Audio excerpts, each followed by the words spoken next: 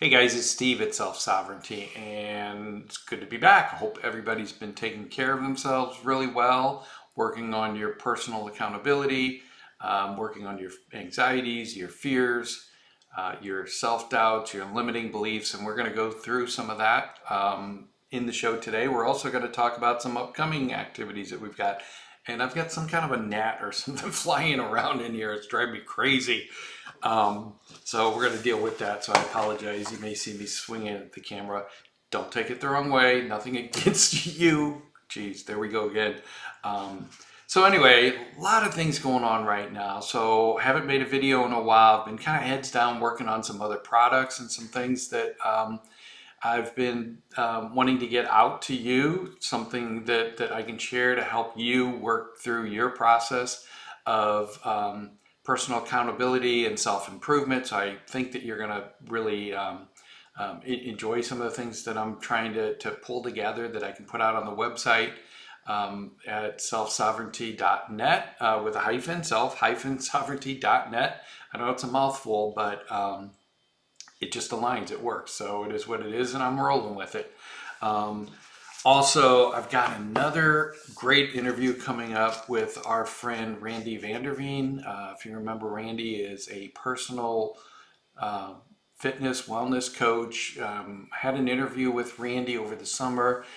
It went over really well, shared some great information. He's got a great story of self-improvement and personal accountability. If you haven't seen that video, I encourage you to go back to the website, check it out, or go to my YouTube channel and check it out over there, because I'm sure that this follow-up interview that we're going to have is going to be just as exciting and full of information and great tips.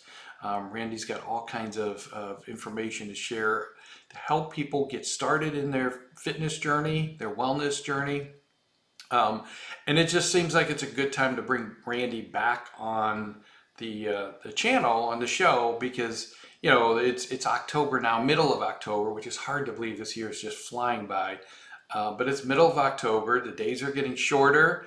Starting to get a little bit cooler out. We're transitioning from some of those outdoor summer activities, things that we like to do to just get out and move, to colder weather, darker days. And so I really want to talk through some of that with Randy and see if we can get some tips from Randy on things that we can do now to help us prepare for the colder, shorter days ahead. It seems crazy that I go outside, it's 6:30 in the evening and it's almost pitch black.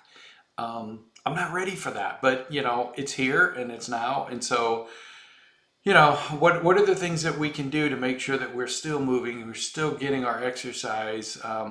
How is that helping us from a mental health perspective?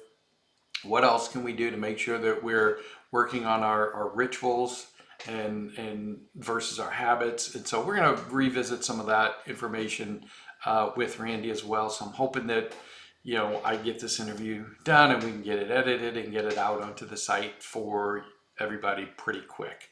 You know, one of the things that I wanted to talk about today, you know, again, going back to our subconscious mind, and you know, 95% of what we do is controlled by the subconscious mind.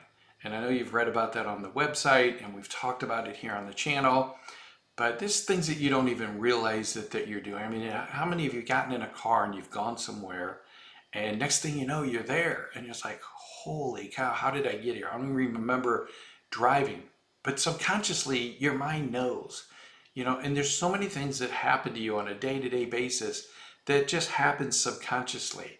And it's above and beyond just the basic functions of your body, as far as, you know, breathing and blood flow and digestion and all of that.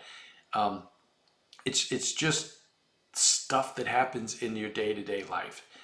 And for good or bad, most of that information and the way things are processed and how you react and react and respond are things that you've learned and have stored away in memories and feelings and emotions and in your subconscious mind. within the first 7 years. And it's things that you learn from the people around you. It's things that you've learned from your parents and your teachers and your siblings and your friends about yourself. It's your perceptions based off of, their perceptions of you. And so, some of those are good, some of those are bad. Some of those cause your anxieties and your fears, and you don't even remember things that have happened in your past that may have caused those triggers. But you may be afraid of heights because something happened years and years ago. You don't remember, but that might not suit you now and where you're at now. And those are the things that are holding you back from becoming who you truly are, who you truly want to be. And those are the things that we really want to be able to help you work through and kind of peel back those layers of the onion, if you will, and help you better align your goals and your aspirations and your dreams with who you are and who you want to be. And we can do that by working through your subconscious mind, through some different muscle practices and some other things that we do through Psych-k. I know you've heard me talk about Psych-k, and I've had folks on. Elaine was on a couple of weeks ago, and we interviewed her and had a great discussion about Psych-k.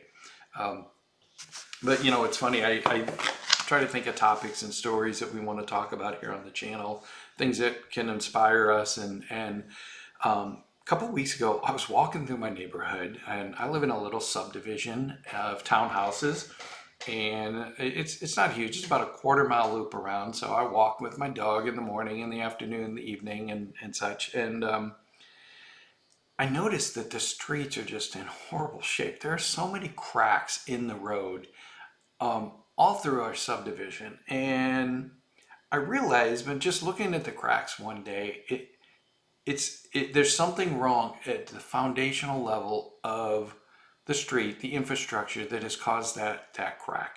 And so those are things that have deteriorated over time and are no longer standing up to the current day-to-day needs of those using the roads, the infrastructure. And it kind of, is that Nat again? Geez. It was kind of, a great analogy to our foundation and our subconscious mind. For me, the question is, what is a process to repair those cracks in the foundation, and how similar or dissimilar is that to what we need to do to repair all of our cracks in our foundation, our anxieties, our fears, our limiting beliefs, our self-doubts. It's the same kind of a thing.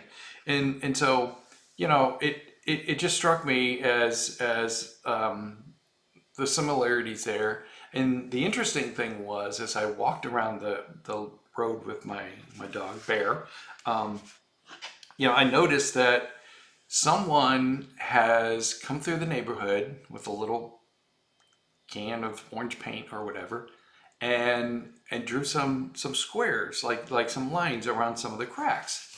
And I thought, okay, that's interesting. It looks like somebody is getting ready to do some kind of repair to these cracks. Love it, because again, it's needed within the subdivision. And then the other, it was, leading me to then want to know, what's this process look like? How do you go about picking which cracks you're going to work on in a deteriorated road or street? What is the process? So, I was kind of anxious to see that. For, again, number one, they're going to fix the damn road. And number two, Bear and I walk every morning, every afternoon, every evening. It's something to do besides just walk and look at the houses and the neighbors and all that kind of stuff. So found it kind of interesting. So, as things progressed every day, as we went through the neighborhood, I saw, again, somebody had come out and had painted with orange paint just some lines kind of to square off some of the cracks. And I thought, how do you decide which crack? How do you prioritize which cracks you need to work on? Again, it's like an inventory. What are the things that we want to work on for ourselves? And how do you go about identifying those and then prioritizing those? What are the things that we know that we need to do to self-improve? Build that inventory of activities and lists and things that we want to work on, and then tackle them. And it may be, a couple big things, it may be a couple small things, it may be a combination, one real large issue that we're struggling with, an anxiety or a fear or some kind of a doubt. Maybe we're afraid to speak in public, and that's the number one crisis that we want to work on right now because it's holding us back, because I want a sales job and I need to be able to speak in public. you know um, so it's that kind of a thing. So it was interesting. I'm turning a couple pages on my notes here. I do need to have notes, just to keep me focused so I don't ramble on. But it was interesting then to watch the progress in the street, because there are a number of cracks in the subdivision. I'm not gonna lie. And what I saw was a lot of areas where, again, they painted the orange stripes or orange lines around it to kind of mark off this area needs to be fixed, this area needs to be fixed. About a week later, I saw they had come in and busted the concrete out of one of the areas. It was a larger area. It was one of the areas closest to the entrance of the subdivision. And it struck me odd. I thought, okay, how did they pick that area? There's some other areas in the subdivision that were even larger that really needed to be repaired, I think, more critically. But then again, this is the one that had the most external exposure. It was right by the entrance of the subdivision. And so maybe it had a higher traffic profile, maybe it was just higher visibility. I don't know, but somewhere along the line, someone had gone through and identified all of these cracks in the subdivision and made a list of those and then prioritized. So it was interesting to see that process was taking place and how it aligned with what we do as individuals for self-improvement. So continue to watch the progress. It was interesting, fascinating for me anyway. They took out the old concrete, busted it up, took it out, brought in some new rock or chad or whatever they call it, the small rock foundation, and then pounded it down into that area to basically build a more solid foundation to build from. And again, very similar to what we do in Psych-k, where you may have an anxiety or a fear. You may be afraid of heights. You may be afraid of getting out in public. Doesn't matter what it is. Doesn't matter why it's there. Doesn't matter why the street was cracked, or whether there's a big trash truck going over the same area week after week after week and pounding it until it's weak, or whether it just deteriorated because it just didn't have a good concrete solid pour in that area. I don't know, but the foundation needed to be repaired, and that's kind of what we do with Psych-k. We identify an area that needs transformation. Somebody's sending me a text, sorry. We identify an area that needs a level of transformation, and we go through a balancing session where we work with our clients, to identify a new goal or a new perspective of this scenario. What do you want this to be? How do you want to change your anxiety or your fear? What do you want that to look like as a positive outcome for you? And there's a lot more to it than that, so I don't want to go into the details here. You can read about it on the selfsovereignty.net site with the hyphen in the middle. And you can listen to the videos, but basically that's the process.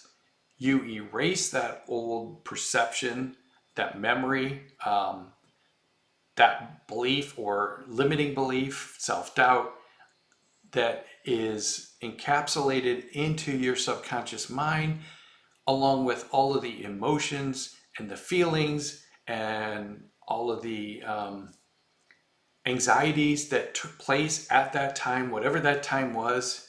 You may be in a situation where something happens and your subconscious mind is triggering an event like that, and it causes your heart to race. It causes your breathing to become heavy. It causes your muscles to tighten up.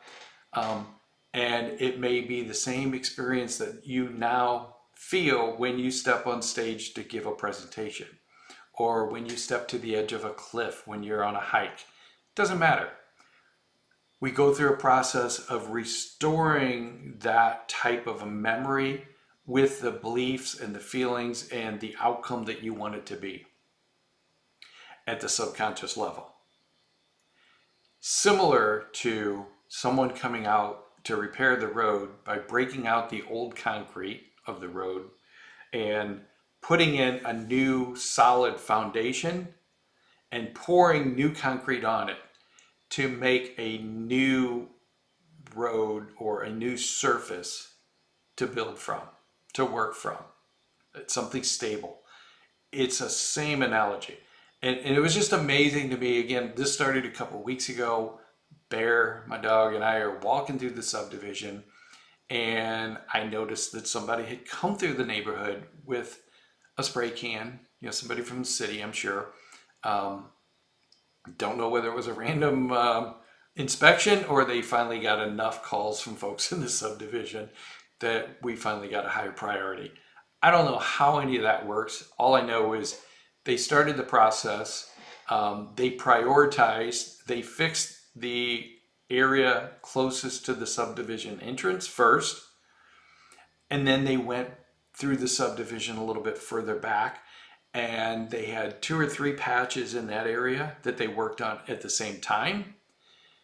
And it took a while because they had to tear out the old concrete, and then they had to bring in the new rock or chad and pound that surface down solid, and then pour new concrete.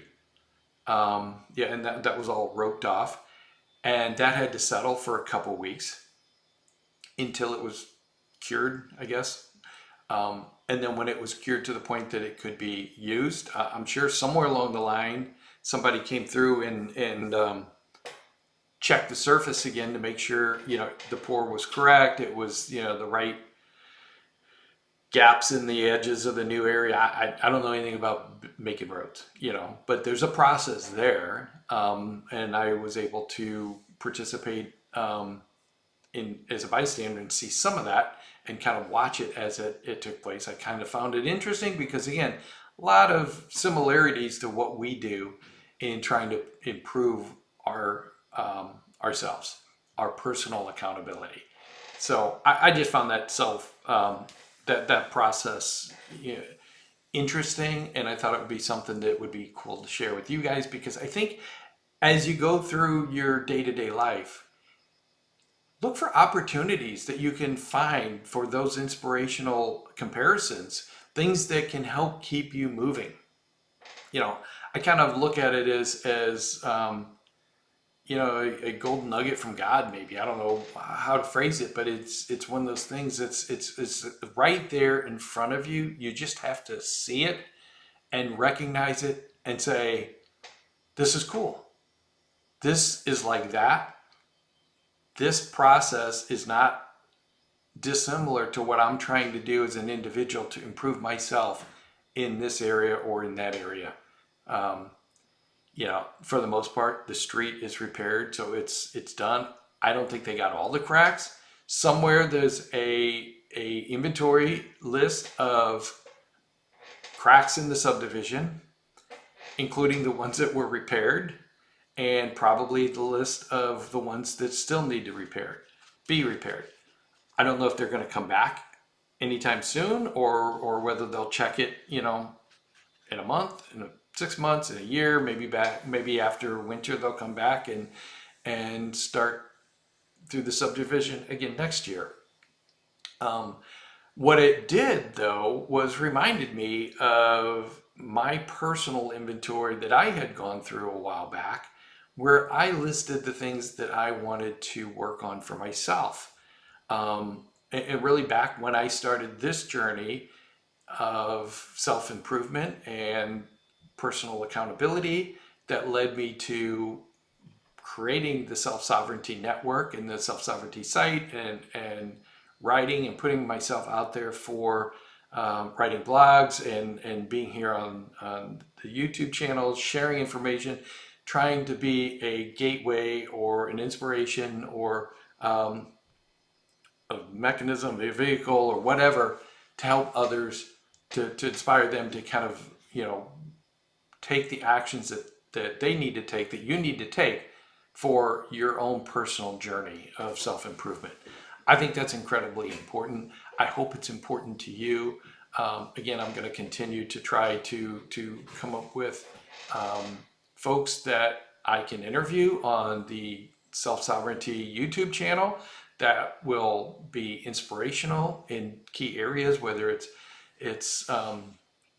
your beliefs, your working on your self-doubts, limiting beliefs, your anxieties, your fears, trauma. We're going to get into some opportunities for working through trauma-related issues, and we did that also already with our interview with Cindy, who owns the Harmonic Egg, also based here in St. Louis, which is interesting. It's an egg-shaped chamber that you sit inside. It's a very immersive process that uses light and sound therapy for healing, and absolutely amazing. It's just absolutely amazing. When I saw it, when I experienced it, the more I read about it and the science behind the energy of the science behind energy healing